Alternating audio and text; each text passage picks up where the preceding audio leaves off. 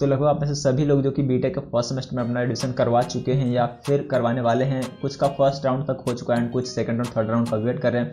तो ऑफकोर्स आप first semester, second semester यानी पूरा फर्स्ट ईयर का जो एग्जामिनेशन पैटर्न है, क्या क्या एग्जामिनेशन होते हैं, कितने पेपर होते हैं या फिर कुछ एक्स्ट्रा सब्जेक्ट के एग्जामिनेशन होते हैं, उनकी डेट क्या है, कौन से मंथ में होते हैं, तो ये सारी चीज़ें जानना चाह रहे होंगे। एंड हमारा लास्ट पोल भी इसी के रिगार्डिंग था, जिसमें लगभग मैक्सिमम लोगों का यही कहना था कि हाँ, इसके रिगार्डिंग भी एक छोटा सा वीडियो बनना चाहिए। तो अगर आपका भी फर्स्ट ईयर के एग्जामिनेशन के रिगार्डिंग कोई कंफ्यूजन है तो ये वीडियो आपके लिए, वीडियो को लास्ट तक जरूर देखें। एंड अगर आपको ये वीडियो हेल्पफुल लगता है तो लाइक एंड शेयर करें, साथ साथ आप लोग चैनल को भी सब्सक्राइब कर सकते हैं। तो बेसिकली अगर फर्स्ट ईयर की बात करें तो फर्स्ट ईयर में मेन रूप से जो एग्जामिनेशन होते हैं वो total 4, 2 and same and 2 mid sem.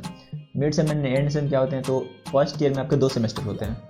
तो पहले सेमेस्टर के मिड में जो एग्जामिनेशन होता है वो आपके कॉलेज में ही होता है एंड उसे मिड सेम एग्जामिनेशन बोलते हैं। एंड जो लास्ट एग्जामिनेशन होता है वो यूनिवर्सिटी कंडक्ट करती है, जिसे एंड सेम या फिर एक्सटर्नल एग्जामिनेशन कहते हैं। एंड कुछ कॉलेजों में मिड सेम को इंटरनल एग्जामिनेशन भी बोला जाता है। अब वो डिपेंड करता है आप किस ब्रांच से, आपके कितने पेपर हैं, तो उसी अनुसार अगर आप मैकेनिकल से तो हो सकता है आपका 4 ही पेपर हो फर्स्ट सेमेस्टर में। एंड अगर आप सीएसई या फिर ट्रिपल ई से तो आपका 5 पेपर हो सकता है। तो आप किस ब्रांच से उस पर डिपेंड करता है कि आपके टोटल पेपर कितने होंगे। वो इंटरनल में भी उतने पेपर का एग्जामिनेशन होगा एंड फिर फाइनल एग्जामिनेशन यानी एंड सेम जो होगा सेमेस्टर के एंड में, जो एंड सेम एग्जामिनेशन होगा तो उसमें भी उतने पेपर होंगे। जब पूरा mid sem and external examination यानी एंड सेम कंप्लीट हो जाएगा, मिड सेम, एंड सेम या फिर इंटरनल एक्सटर्नल में कंफ्यूज होने वाली कोई बात नहीं है, ये चारों एक ही चीज़ है।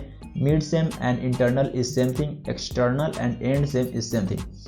तो जब आपका एंड सेम या फिर एक्सटर्नल जो एग्जामिनेशन होता है वो कंप्लीट हो जाता है तो उसके बाद आपके कॉलेज में लगभग 1 वीक तक प्रैक्टिकल वाइवा वाला सेशन चलता है, जिसमें आपके बहुत सारे टीचर होते हैं जो कि आपको प्रैक्टिकल लिखने के लिए बोलते हैं, यानी आपको एक फाइल बना के सबमिट करनी होती है। वो डिपेंड करता है कौन सा आपका सब्जेक्ट है एंड फिर उसके लिए कुछ डेट भी वहाँ पे फिक्स की जाती है, जिस दिन आपको कॉलेज में जाके वो प्रैक्टिकल परफॉर्म करना होता है वहाँ पे। एंड वहाँ पे उस पूरे एक्सपेरिमेंट का डिटेल वहाँ पे लिखना होता है। तो जब आपको प्रैक्टिकल्स खत्म हो जाते हैं तो उसके बाद होता है वाइवा। वाइवा भी डिपेंड करता है आपके कौन से पेपर का है, जैसे कि मैथमेटिक्स तो इसका कोई वाइवा वगैरह नहीं होता है। तो practical and viva same thing जो कि आपने 12th में भी कर रखा होता है। 10 या 5 स्टूडेंट का एक ग्रुप होता है जो कि वाइवा के लिए एक साथ जाता है एंड वहाँ पे एक एक करके सबसे क्वेश्चन पूछे जाते हैं। तो ये सारी चीज़ें तो आपको 12th में पता होगी। एंड आपको ये भी बताने की जरूरत नहीं है कि जिनका रोल नंबर पहले होता है तो उन्हें पहले भेजा जाता है एंड जिनका लास्ट में होता है तो उनको कुछ बेनिफिट भी मिलता है, क्योंकि जो पहले रोल नंबर वाले होते हैं तो वो आके उनकी कुछ हेल्प भी कर सकते हैं।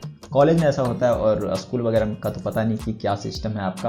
आपके सेमेस्टर्स में mid sem and and same के अलावा भी कुछ एग्जामिनेशन होते हैं, एग्जामिनेशन या फिर आपको क्लास टेस्ट बोल सकते हैं, जो कि जिस भी पेपर के फैकल्टी हैं वो खुद क्लास में कंडक्ट करते हैं। और ये इसलिए होता है एंड ये नेसेसरी भी इसलिए क्योंकि जब मिड सेमेस्टर का एग्जामिनेशन होता है एंड वो रिजल्ट आपके यूनिवर्सिटी के पास जाता है आपके एंड सेमेस्टर के रिजल्ट में ऐड करने के लिए, तो वहाँ पे जितने भी मिड सेमेस्टर के एग्जामिनेशन हुए हैं जिस पेपर के, तो उसमें कितना मार्क हर एक स्टूडेंट को प्रोवाइड करना है वो आपके फैकल्टी के हाथ में है।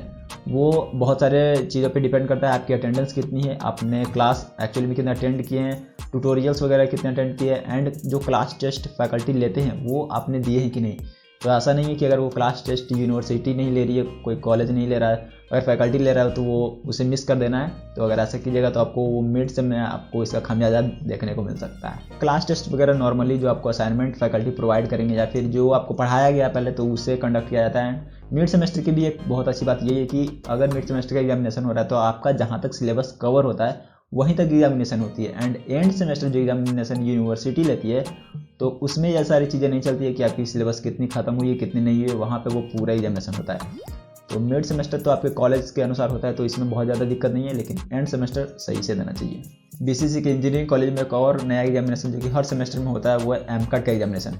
एमकट एक ऐसा एग्जामिनेशन है जो कि आपको आपके प्लेसमेंट या फिर जॉब में काफ़ी हेल्प करती है। अगर आपके पास एमकट का स्कोर है एंड वो स्कोर दिखा के आप किसी कंपनी में जॉब ले सकते हैं। एमकट के बारे में बहुत ज़्यादा डिटेल तो मैं यहाँ पे नहीं बताऊंगा, आप गूगल कर सकते हैं। एमकट एक काफ़ी अच्छा एग्जामिनेशन है जो कि आपके स्किल्स डेवलप करने में आपकी काफ़ी मदद करता है। फर्स्ट ईयर सेकंड ईयर में तो आपको सिर्फ एक प्रैक्टिस के तौर पे एग्जामिनेशन दिया जाता है, लेकिन जब आप थर्ड ईयर फाइनल ईयर में जाएंगे तो ये स्कोर एमकट का आपको आपके जॉब के लिए काफ़ी ज़्यादा हेल्पफुल साबित होता है। तो ऑफकोर्स आप भी जब फर्स्ट सेमेस्टर में एडमिशन लीजिएगा तो आपका भी एमकट का एग्जामिनेशन होगा एंड ये बहुत ज़्यादा टफ एग्जामिनेशन नहीं है। इसमें 4 पेपर होते हैं, एक तो आपके ब्रांच से रिलेटेड रहेगा एंड 3 पेपर इंग्लिश कॉम्प्रिहेंशन, एक रीजनिंग का होता है एंड एक लॉजिकल एबिलिटी का होता है।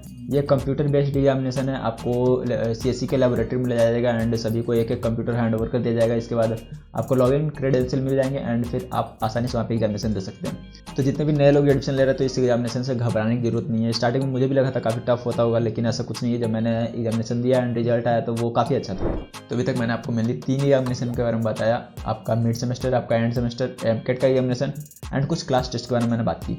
इसके साथ ही एक और एग्जामिनेशन या फिर आप बोल सकते हैं उसे एक कोर्स ही पूरा, वो है NPTEL एक खुद में काफ़ी बड़ा टॉपिक है जिसे हम कभी बाद में समझने की कोशिश करेंगे, लेकिन फिलहाल आप सिर्फ इतना समझ सकते हैं वो एक ओपन सोर्स प्लेटफॉर्म है जहाँ पे आप कोई भी कोर्स सिलेक्ट करके कर सकते हैं एंड वो फ्री ऑफ कॉस्ट है। आपको उसको कोई चार्ज नहीं लगता, वो आपको ऑनलाइन सारे उसके जितने भी वीडियो लेक्चर वगैरह या फिर असाइनमेंट वो ऑनलाइन होता है एंड वो फ्री ऑफ कॉस्ट है। बट अगर आपको सर्टिफिकेट लेना है तो आपको एग्जामिनेशन देना पड़ता है जिसका कि चार्ज लगता है। तो फर्स्ट ईयर में तो वो NPTEL कंपलसरी नहीं है, लेकिन सेकेंड ईयर में आपको NPTEL से एक कोर्स करना मस्ट है विद सर्टिफिकेट, यानी आपको वो चार्ज पे करके आपको वो कोर्स करना कंपलसरी होता है। तो फर्स्ट ईयर में तो NPTEL का कोर्स करना कंपलसरी नहीं है, अगर आपको करना है तो आप कर सकते हैं, नहीं करना है तो कोई दिक्कत नहीं है।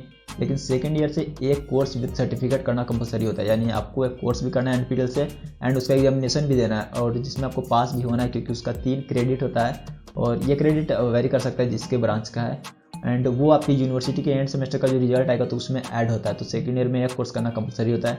तो अगर सेकंड ईयर में एक कोर्स करना है तो क्यों ना फर्स्ट ईयर से ही स्टार्ट किया जाए, कुछ प्रैक्टिस हो जाएगा कि कैसे आखिर ये NPTEL वर्क करता है, क्या इसका एग्जामिनेशन है, कैसा असाइनमेंट वगैरह होता है, तो आपको एक अंदाजा हो जाएगा। अगर आपको फर्स्ट ईयर में एग्जामिनेशन नहीं देना है तो नहीं दीजिए, लेकिन नॉलेज गेन करने में तो कोई दिक्कत नहीं है आई थिंक। तो मेरे हिसाब से जितने भी फर्स्ट ईयर में एग्जामिनेशन होते हैं फर्स्ट एंड सेकंड सेमेस्टर में वो मैंने सारी चीज़ें बता दी।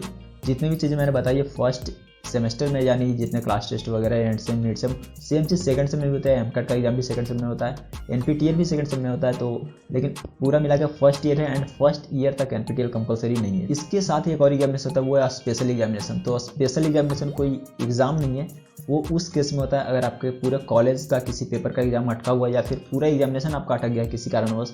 सारे कॉलेज का हो गया है, यूनिवर्सिटी ने सारे कॉलेजों का ले लिया, लेकिन अगर आपके कॉलेज में कुछ वैसी समस्या थी जिसके कारण आपका एग्जाम नहीं हो पाया तो फिर यूनिवर्सिटी एक डेट डिसाइड करती है जिस डेट को आपका एग्जामिनेशन होना था। तो सेम चीज़ मेरे साथ भी हो रखा है। केमिस्ट्री का एग्जाम हमारे पूरे बैच का अटका हुआ है एंड मैकेनिकल और सिविल वालों के लिए फिजिक्स का अटका हुआ है। तो वो एग्जामिनेशन अब होने जा रहा है, वो स्पेशल एग्जामिनेशन के तौर पर होने जा रहा है।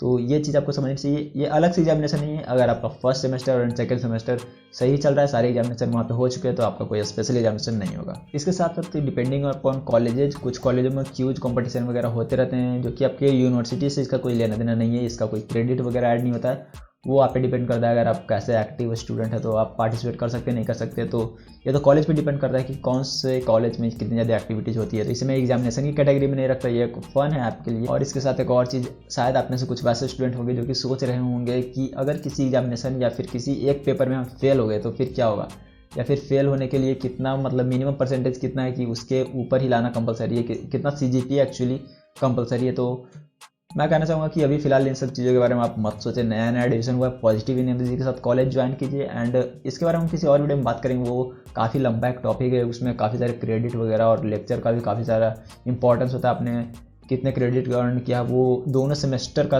SGPA पहले कैलकुलेट होता है। तो ये सारी चीज़ें बाद में, अभी फेलियर वगैरह के बारे में ना सोचें। नया कॉलेज है, ज्वाइन कीजिए, मस्ती कीजिए एंड अगर ये वीडियो आपको अच्छा लगा तो लाइक कीजिए एंड शेयर भी कर सकते हैं। आप इंस्टाग्राम पर भी मैं हूँ, वहाँ भी आप मुझे फॉलो कर सकते हैं। एंड ठंड काफ़ी बढ़ चुकी है तो अपना ख्याल रखें। मैंने भी जैकेट पहन लिया है। बाय।